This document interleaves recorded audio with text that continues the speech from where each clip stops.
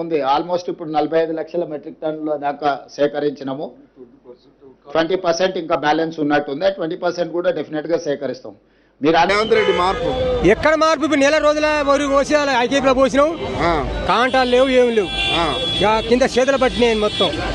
14 లక్షల టన్నులు పెట్టినాం మేము, మొత్తం ధాన్యం కొనుగోలు చేసినాం అంటారు రేవంత్ రెడ్డి. లేదండి, మాది పెదవంగరం మండలం, మైబాద్ జిల్లా.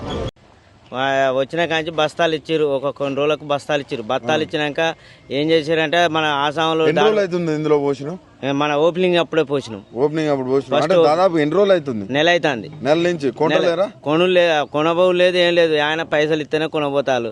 ఒడ్లు పోసి మొక్కజొన్నలు పోసి నెల రోజులు అవుతుంది. కాంటా పెట్టి ఇప్పుడు 10-15 రోజులు పెట్టి కాంటా పెట్టి 15 రోజులు అవుతుంది. లారీ లేదంటే లారీలు లేసలేదు, గవర్నమెంట్ చేతిలో తీసింది, ఎవరు కాంట్రాక్టర్ చేతి గని సంచులు కూడా మేమే సొంతంగా పైసలు పెట్టి కొనుక్కొచ్చుకున్నాం.